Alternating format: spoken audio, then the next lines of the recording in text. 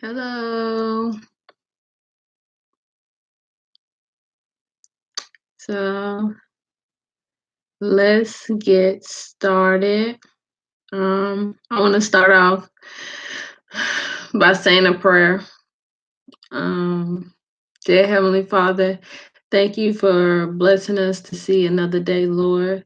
Thank you for giving us health, Lord. Thank you for helping us to overcome what the enemy has placed upon us to keep us stagnant, Lord. Thank you for giving us purpose and responsibility, Lord, because without that, this world would be meaningless. Thank you for believing in us, no matter how much history has shown that we shouldn't, you shouldn't put that much faith in us, but you do. And I thank you. I thank you for forgiving us for mistakes and giving us second chances to be better versions of ourselves, Lord. Thank you for healing, Lord. Thank you for always being with us, even when it seems like there is no one else there. Just thank you for love and mercy. Thank you for the truth, Lord. We love you so much. And in Jesus' name we pray. Amen. So, yeah, that's the first time I've ever prayed like out loud. I've always been nervous to do that. I was like I think like, what if I mess up? What if I don't know what words to say? But so, have you ever wanted something so bad you told yourself, this is what I really want. I'm ready for it.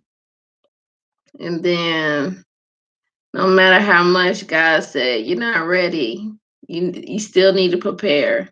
You're like, I'm ready for it. And then he gives it to you. And then all of a sudden you realize he was right. I wasn't prepared or ready for it. And you sabotage yourself. Or have it been like you feel like you was not ready for something, but God was pushing you to do something that you feel like you weren't ready for. But he said you are ready. That's what I feel like is happening with me right now.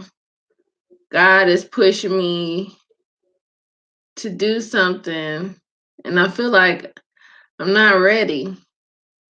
And no matter how much I feel like I'm not ready, how I could be better, like with the speaking and with my fashion. I'm like, it's so much I need to learn on both the fashion and speaking. But God keeps saying, you're ready. If you don't start now, you'll never be ready. And so I'm starting. It's scary because, like I said, I feel like I'm not ready. What do I supposed to say? Like, I don't even know. When I'm praying, it feels like, what do I supposed to say, God? I'm starting to feel like I'm saying the same stuff over and over again. Is there more I supposed to say? Is there more I supposed to do? And that's how I feel right now. What am I supposed to say? Why have you called me to help people, to talk to people? What can I tell them? Yes, I've been through a lot, but I haven't been through every situation. So how can I help those in the situations that I've never been in? Like, for some reason, married couples keep coming to me. And I'm like, how can I fix married couples when I've never been married? What am I supposed to say to them?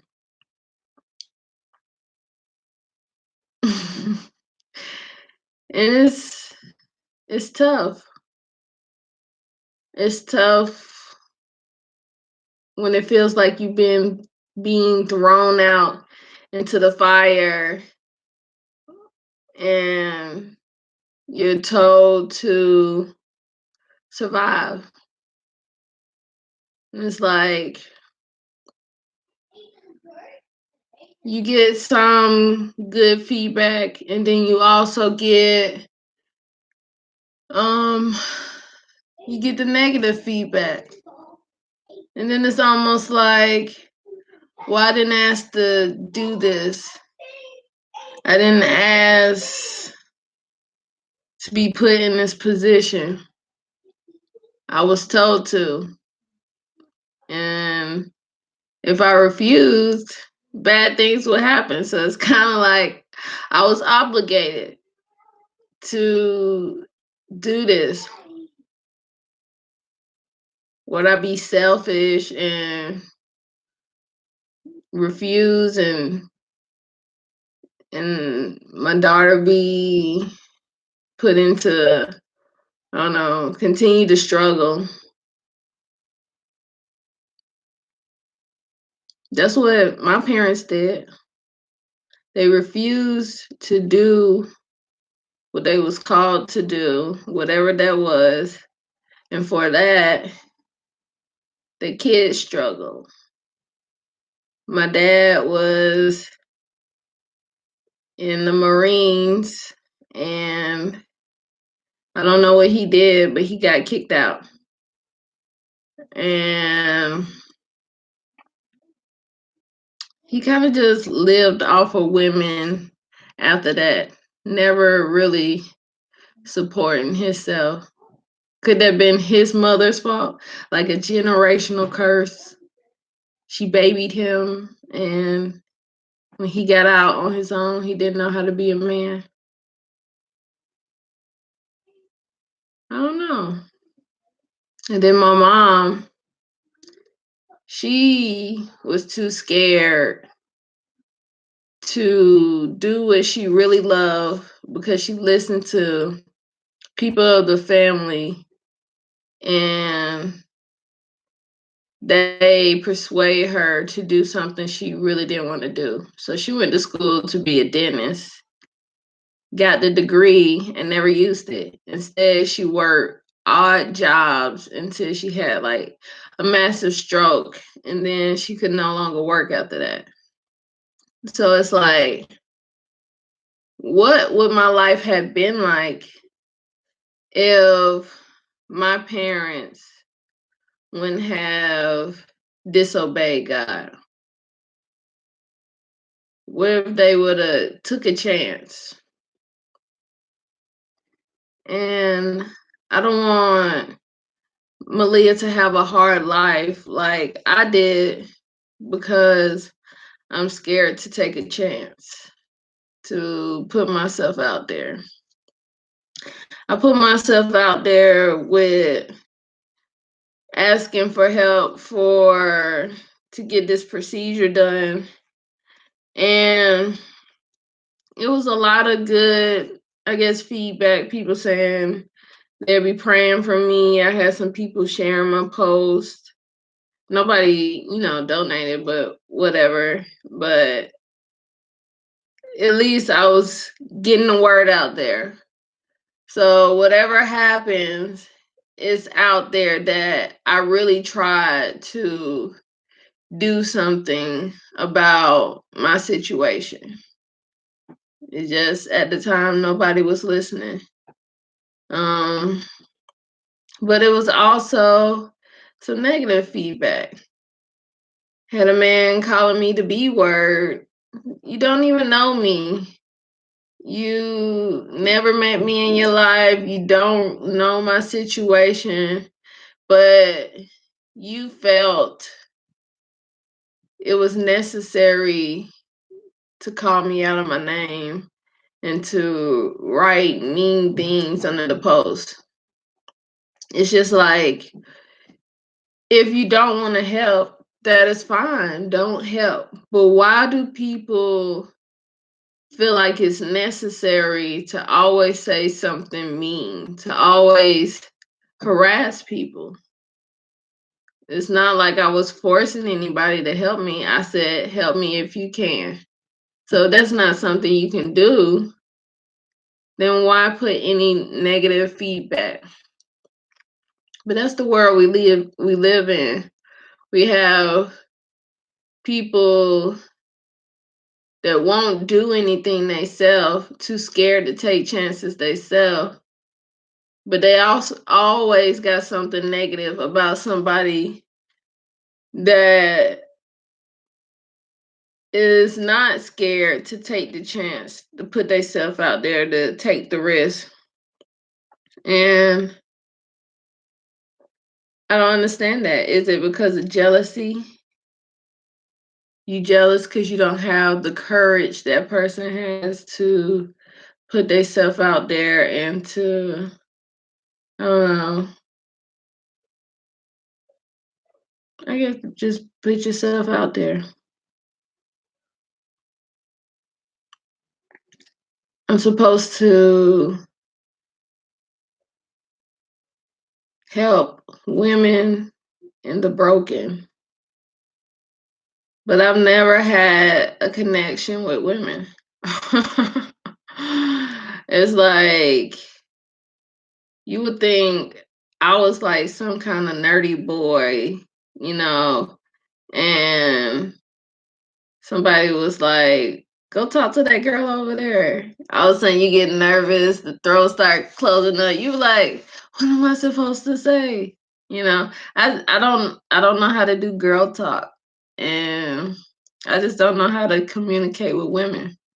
I was a tomboy growing up, so I know how to talk to boys. It flows, it's easy. But when it comes to talking girls, I just be like, what am I supposed to say? This is awkward. Females have all these emotions. And I don't know, you never know where you stand with a female. That's what it feels like. But a man is like, it's more straightforward. It's this or it's that. I know that's weird coming from a girl, because girls are always quick to say we not complicated. But in a way, we are kind of complicated, because we say things. It's like, most of the time, I don't want to say most of the time. Sometimes we say stuff we don't mean in a way to test people. So it's like, they might tell you to leave, but they really want you to stay, but they just telling you to leave to see what you really want to do. Somebody surprised me one time in my whole life. I was sad because it was my mom's birthday, and it's hard not having her here. So I was just sad, and they was gonna go somewhere, and I was like, just go, it's fine. And they went to leave, but then they came back and was like, I know you told me to go, but I can see that you really need me here. And that shocked me so much that, I don't know, it felt like my feelings was considered for the first time ever. Somebody cared about how I really felt or what I really needed. You don't get that a lot. It seems like nobody cares. Everybody is out for themselves. Self. They don't care who they hurt or what is done, as long as they get what they need to get for themselves. My lemon and cucumber water. But when is there going to be change? We sit here and wait for God to change stuff, but God is in us. So if we want something to change, we got to do it ourselves. God can do everything, but why should he have to? He gave us free will to do as we please. When the first person sinned, after he told them not to eat from the apple, we had everything we could ever wanted, everything we needed, everything you wanted and needed and more. And all was asked was not to touch one tree. But that wasn't good enough. For some reason, we're never satisfied, always wanting more.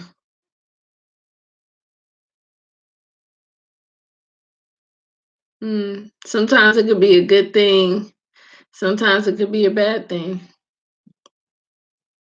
Because when you're never satisfied, sometimes you miss out on good things.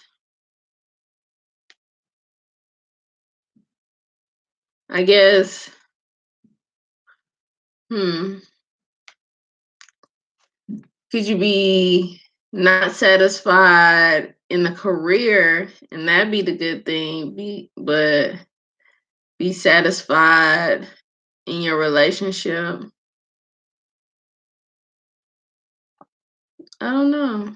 Because sometimes a relationship could be going good, and then it takes something really devastating for you to realize that this person wasn't who I thought they was. They don't believe in us as much as I thought they did. Sometimes God will open the truth, and the truth hurts. I don't know what hurts more, the truth or living a lie. Because a lot of people out here would rather live a lie than know the truth. Why is that? Is it because you feel like you can't do no better? So you would rather live the lie than to know the truth?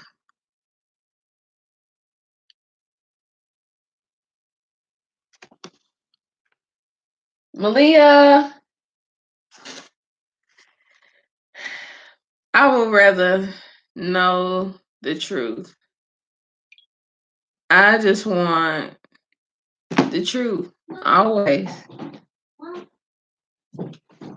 It's time. What time? Go get it. Juice? So, yeah, I just want truth always. I know it might hurt, it might sting, whatever it is.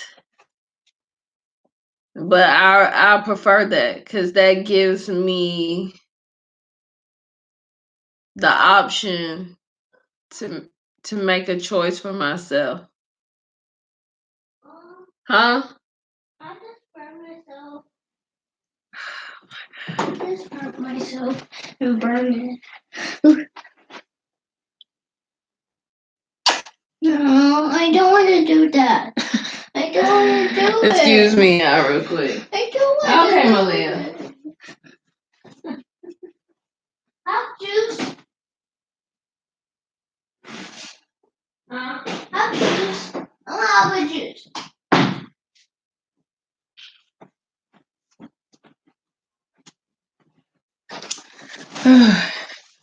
Jeez. I can't even record without her bothering me. She's 6 now. She gotta learn how to pour her own juice. Oh, yeah. I don't even remember what I was saying. Yeah, but having the opportunity to make your own choice instead of feeling like you're being tricked into making your choice because you're not getting the truth. So you're not even getting the option to know what you really want to do. If somebody's doing something and they tell you you're okay with it, that's one thing. But to feel like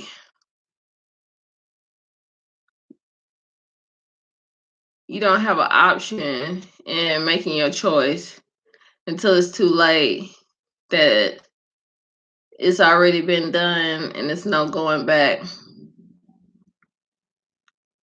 I feel like that is way worse. And that's what lying does. It takes the option out. And that's what selfish people do. They no longer give the other person the option to make a choice because they want to do what they want to do and keep that person where they want to, I guess, like as backup, or I don't know. But it's not fair. It's not fair to that person. But I guess when you're a selfish person, you don't care how that person is feeling or how it's affecting that person. Because we out here being selfish all the time. People killing folks just because of the color of their skin. And then if somebody did them the same way, it'd be war. Why can't we treat each other how we want to be treated? Things would be so much easier. God tell us the stuff that he tell us not to keep us from doing stuff. He tell us to do stuff because it'll be better for everybody. It's just like when you're driving through town, people being selfish and don't want to let you merge.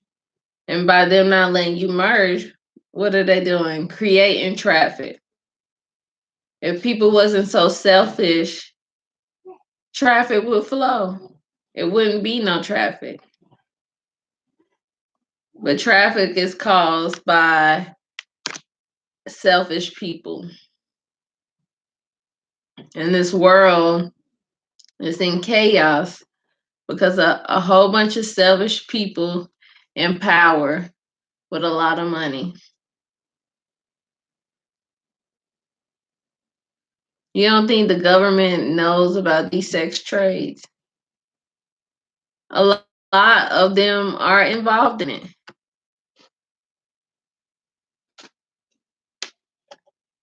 government, police. You'd be surprised who is involved in these things, hurting children, away from parents, and for some. And that is like a multi-billion-dollar industry to steal somebody's kid and to force them to give their innocence away without their will, without their consent.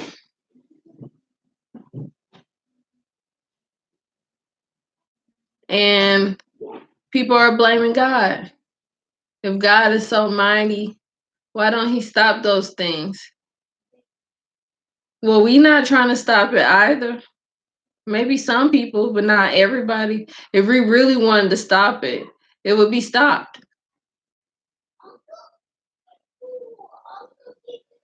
But between people being scared of the consequence of what might happen if trying to stop those people, and people just not caring because what they say, it's not my kid. Nobody cares until it's their kid. Then all of a sudden they care. All of a sudden, we need to do something. We need to stop these people. It's God's fault. And it's like the enemy is the one doing the work, but y'all want to blame God. Why? Why not blame the enemy?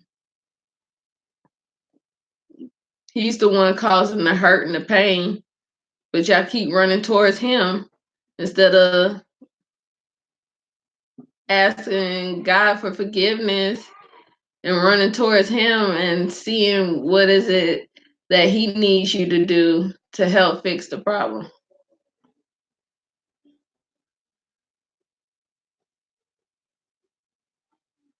We run towards the enemy because he allows us to hide and not stand up and do what's right. Walking with God means making sacrifices and doing the things that everybody else is scared to do.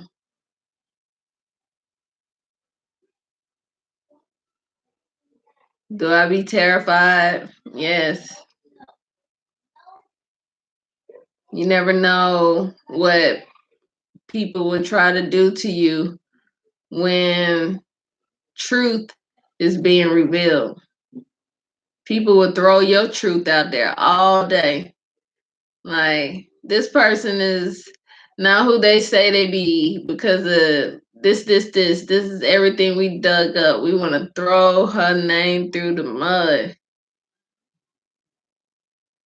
Then you say, okay, so let's see your truth. You told everybody my truth. Let's see your truth. Now you got a target on your head because they don't want their truth to come out the way your truth, like they just revealed all your truth. Why? If you can sit here and spill out all my truth, why can't yours come out? Because you're ashamed. You're ashamed of what you did.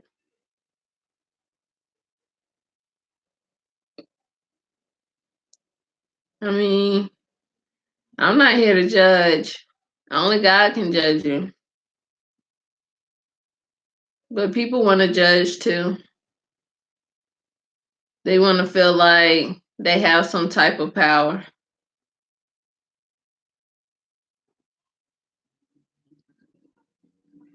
They want to hold stuff over your head and make you feel like you're less than, because that's what they feel like on the inside, like they're not worthy. But I don't care what anybody say. And I don't care what anybody dig up. God said, I'm a queen. And I'm a queen. So be it. And I will not let nobody diminish the title that was given to me.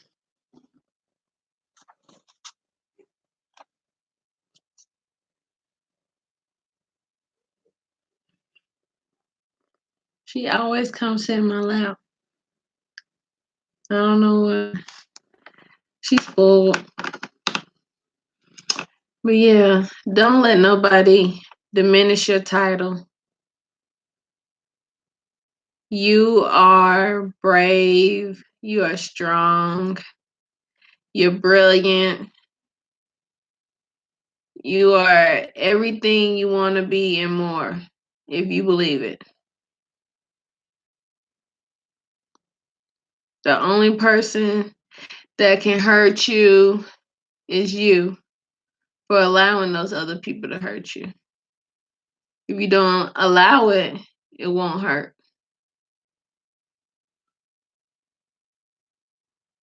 I know it's easier said than done, but I've been learning that to stop letting people hurt me, to stop letting people diminish my title, to stop making me feel like I'm inferior.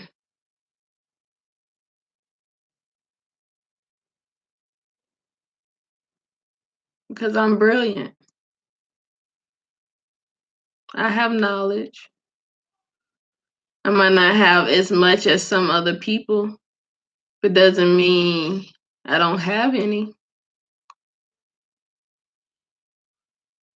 I might not be the greatest speaker in the world, but I can speak when I want to.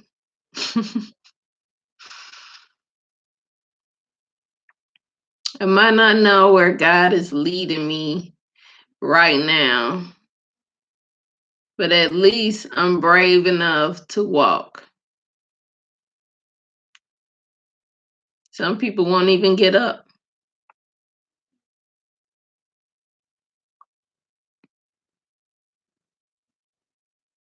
Are you going to be strong enough to get up? Brave enough to walk with God? It's going to be scary. People will try to hurt you, but God will also protect you. Yea, though I walk through the valley of the shadow of death, I will fear no evil, for thou art with me. Thy rod and thy staff shall comfort me. He gonna be there with you. He gonna walk through the scariness with you and protect you.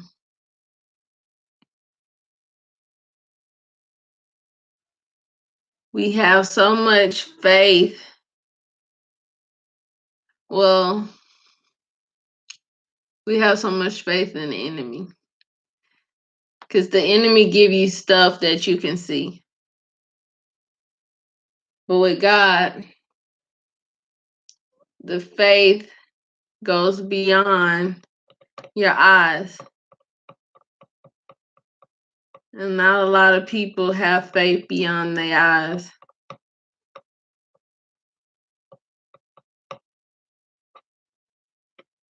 The unknown. It's kind of like the gray area.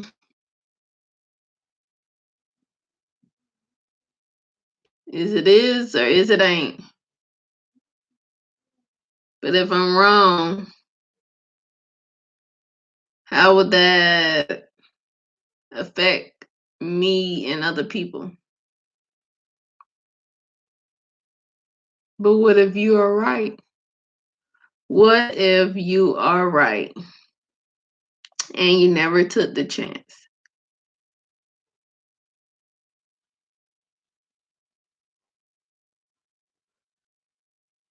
Life is scary. And you only get one life. So what would they say about you when you die? YOLO. She partied every day. I always had a different boyfriend. Never took anything serious because she felt like she had all the time in the world. Never cared about anybody's feelings.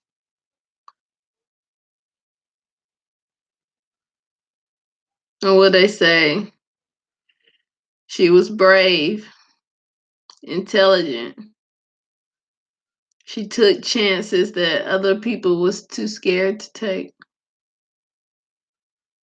She believed and had faith that went past her eyesight.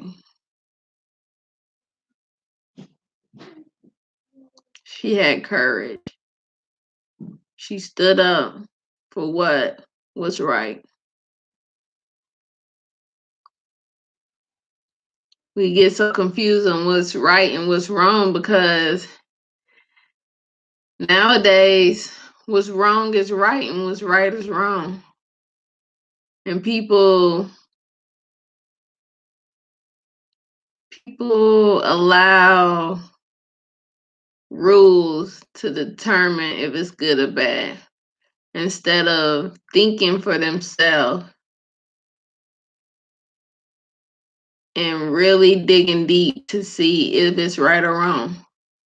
Or is they just telling me this is wrong because it benefits them somehow? Just like weed. For years, weed was so wrong. So many people went to jail. But as soon as the government figured out how they could make money off of it, now it's good. Now it cures everything. It's better than you gotta do your own research.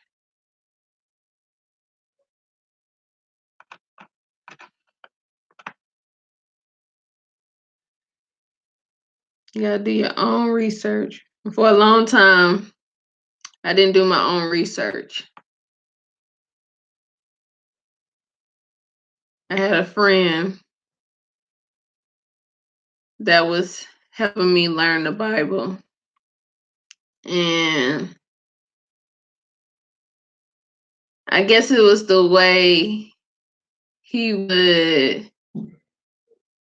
you know, how he would describe the Bible. It had me interested. Because, reading the Bible is real boring. It's real boring. But the way he would say it made it so interesting. It was like, ooh, tell me more. I just wanted to hear him describe each story and scenario in the Bible because it sounded better the way he said it.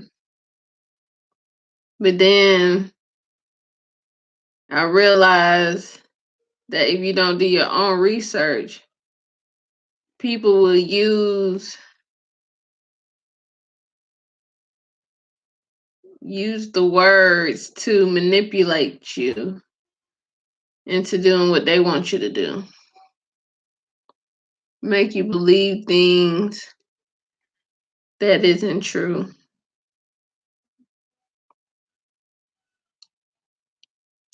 What I used to want so bad was to be married. I used to want it so, so bad. I was like,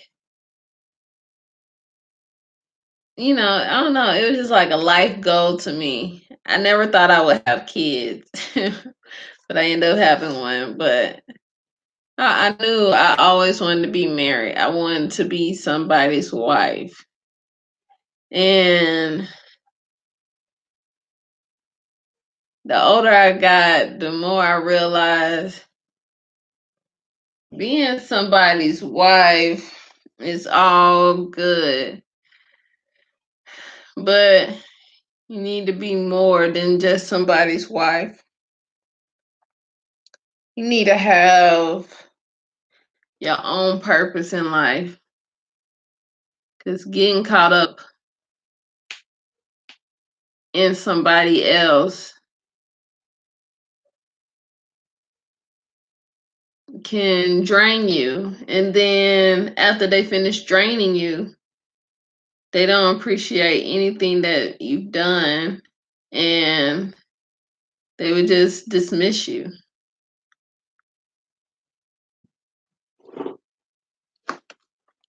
And now I'm not even sure if I want to get married anymore. That's the scary thing. I do a little bit, but it's no rush. Like I used to feel like I had to need to get married. Like before a certain age, I need to be married, and this is just how my life will go. God showed me like that's not the plan I have for you. And having my daughter first before getting married. And lately, I've been reading more on marriage. The fact that God says first of all, a woman cannot divorce her husband. He got to be the one to divorce her. I didn't know that, according to God. Her husband got to be the one to give the divorce.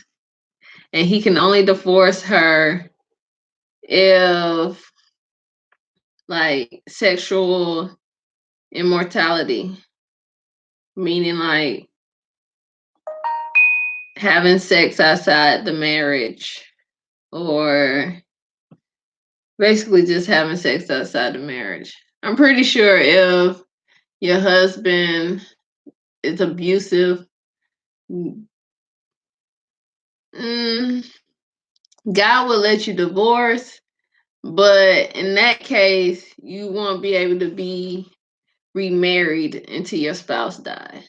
So basically, the only way you can get a divorce is if your spouse cheats on you. And then after that, you can be remarried and it's not considered adultery.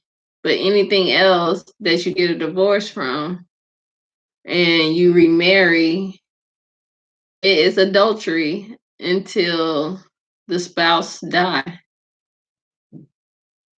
And it's like there's so many people out here that's been married and got remarried. I wonder if they knew that. How many Christian people has been married and remarried? It just seemed like if more people read and dig deeper into this marriage and really took it seriously as it should be, because it's a covenant, it's a promise to God to love this person until death do you part. And not a lot of people take those vows seriously. I made a promise to God and then I broke my promise and bad things happened. So I learned my lesson on that.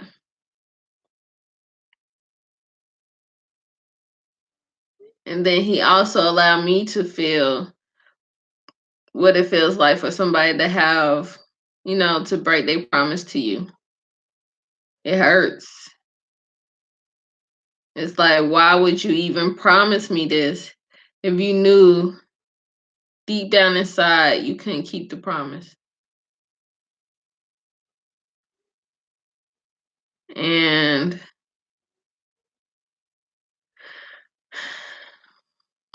in so many relationships, people just getting married for money. People just getting married to say they married. People getting married to get out of situations. Whatever it is.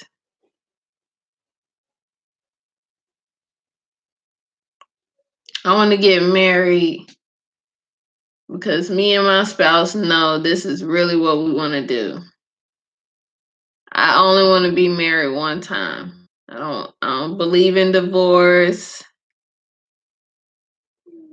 So now that I know the seriousness behind marriage, because I really want that person and also myself to make sure this is the person that I want to walk with for the rest of my life. This is the person that I choose to be my teammate on this journey. Choosing the right teammate can either make or break your life. Even if you choose the right teammate, things be will not always be perfect, but at least that person will be willing to stay there and fight with you to fix it. That's what I feel like unconditional love is. Standing there and willing to fight for the love. And that's what God does for us every day. He has unconditional love for us because he stand there and fight for us every day. The way we are, he could easily wipe us out. But day after day, some people take the opportunity and some don't. Opportunity. I don't want to miss out on any more chances. I don't want to make,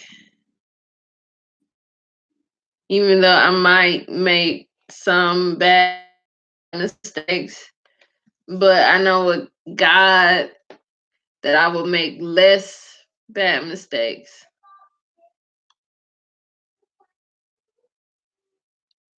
I don't want my child to suffer from the decisions that I make.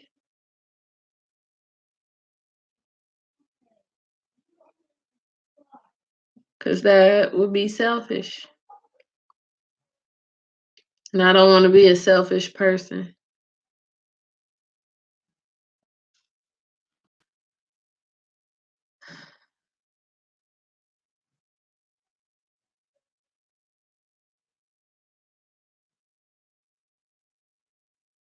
Sometimes I get tired of talking.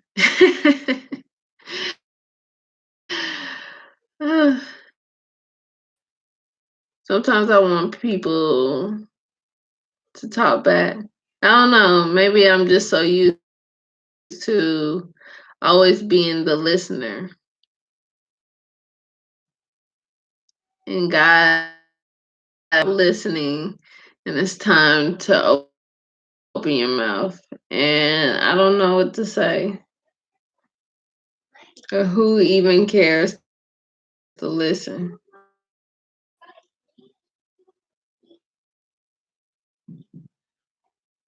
But I guess as long as I keep doing what God needs me to do, whoever really wants to know the truth, they will come. I won't have to go out and search for them. They will come to me.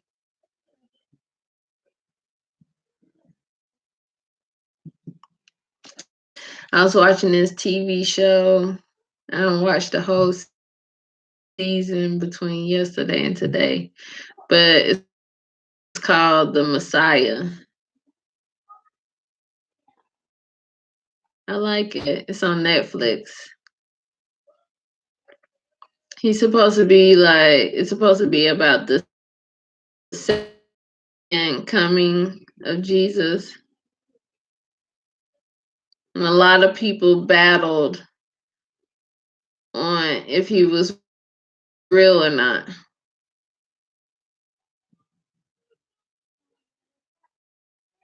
A lot of people wanted to be saved,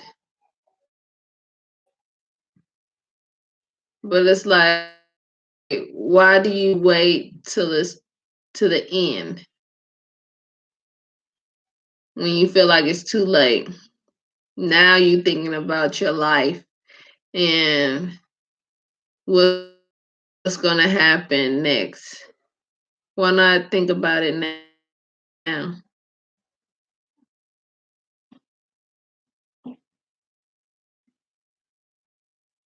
People was thinking he came back to save, but it wasn't. It was time for those to be judged, to be judged.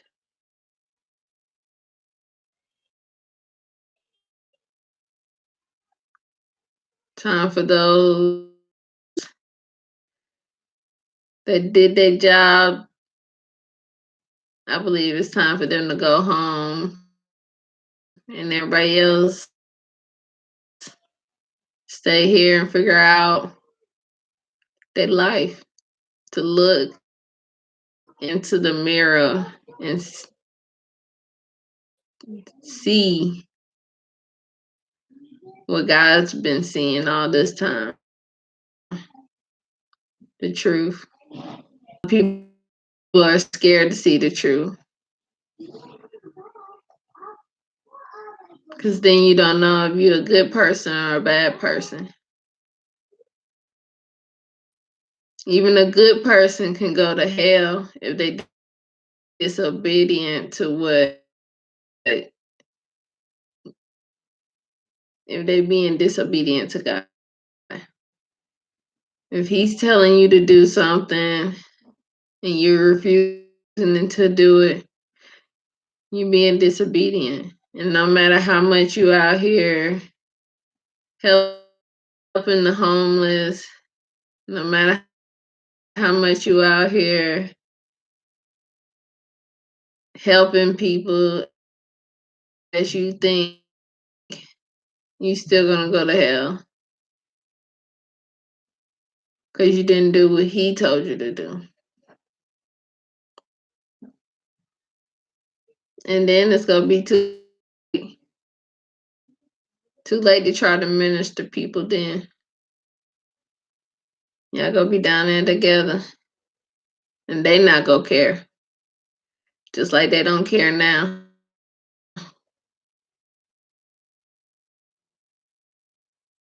So now you gotta be in the land of the people that don't care.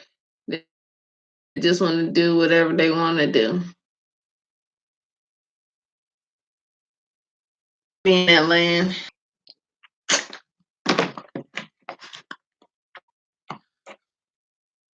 Nobody has any remorse for anything that they do.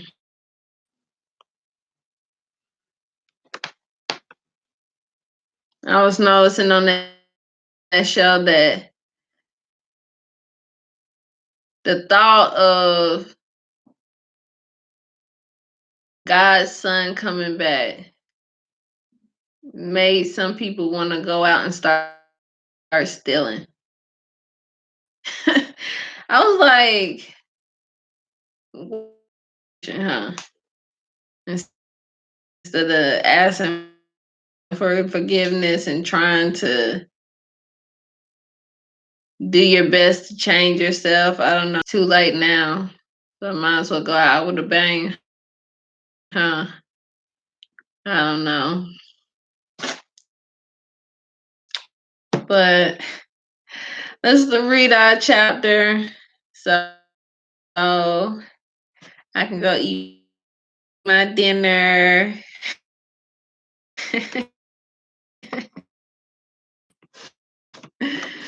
Thank you, my one person, for always watching. Very dedicated to sit here and listen to me talk for an hour. Obviously, you're the only person that want to hear me talk. But I appreciate you listening.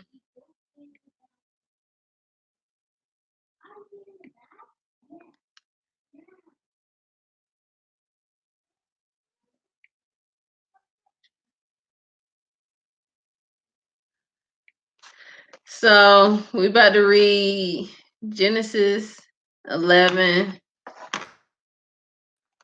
the Tower of Babel. All right.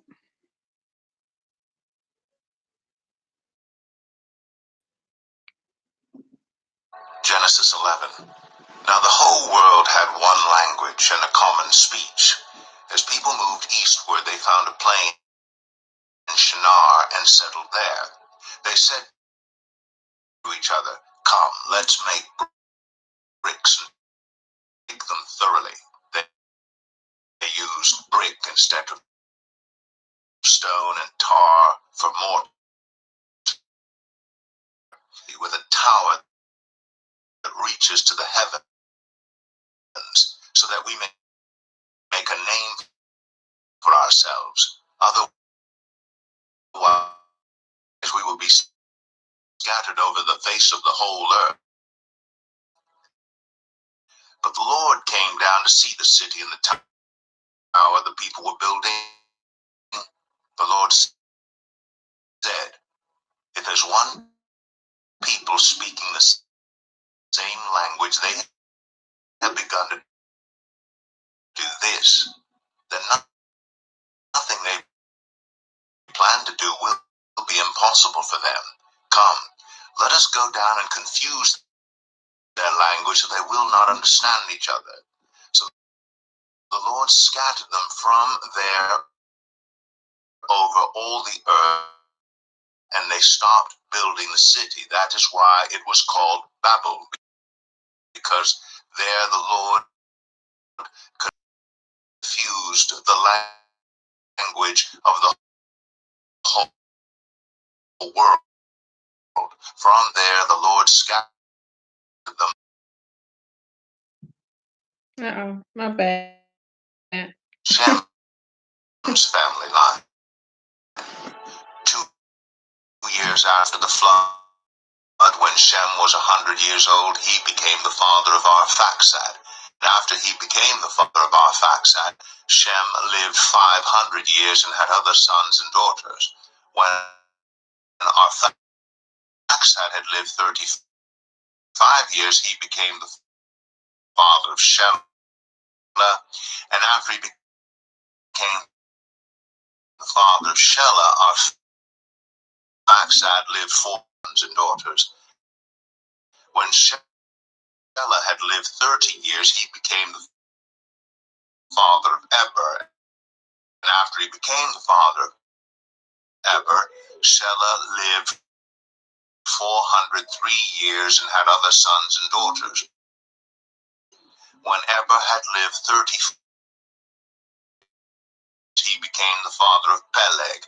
And after he became the father of Peleg, Eber lived 430 years and had other sons and daughters.